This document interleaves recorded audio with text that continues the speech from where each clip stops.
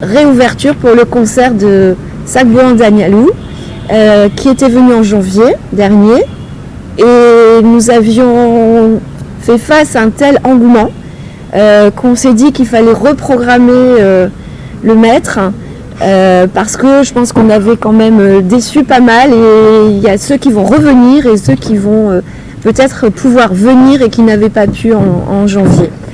Donc c'est un grand bonheur et honneur pour nous de l'avoir aussi pour lancer cette saison, même si la saison a eu quelques moments déjà de break dance avec une compétition pour les femmes, de tremplin musique. Et là, vous avez peut-être eu l'information, mais c'est un très grand plaisir pour nous. Le jury du tremplin musique a choisi à l'unanimité le groupe Kabagroove et Compagne, qui nous vient de Natitingou.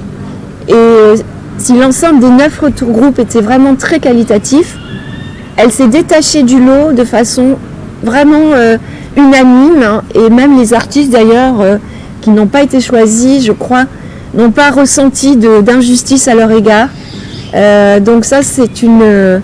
on aura d'autres choses à vous dire par rapport à Compagne, puisque le lauréat, la lauréate en l'occurrence, se verra offrir une tournée financée et organisée par l'Institut français à travers le Bénin. Je ne vais pas revenir sur la programmation cinéma, vous l'avez dans les programmes, mais c'est vrai que c'est un autre lieu de l'Institut. On fait aussi beaucoup d'animations pour les enfants et la jeunesse, du conte, etc., des moments de chansons, et parfois aussi des conférences, des colloques.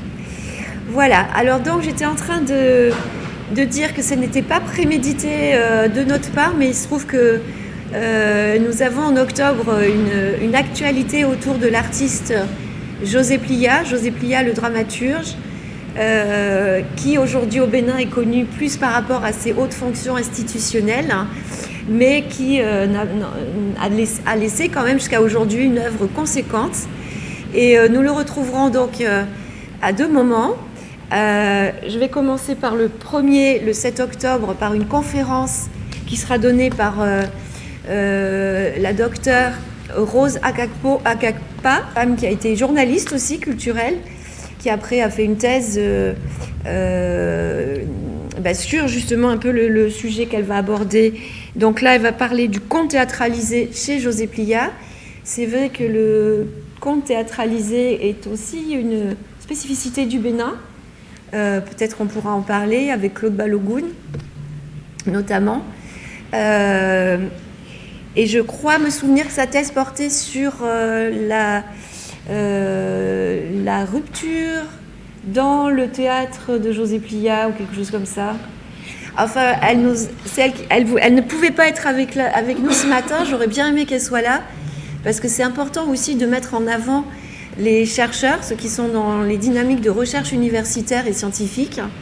Et voilà, donc là, elle va vraiment nous faire un exposé, et qui sera une belle introduction à la venue le 24 octobre, le 21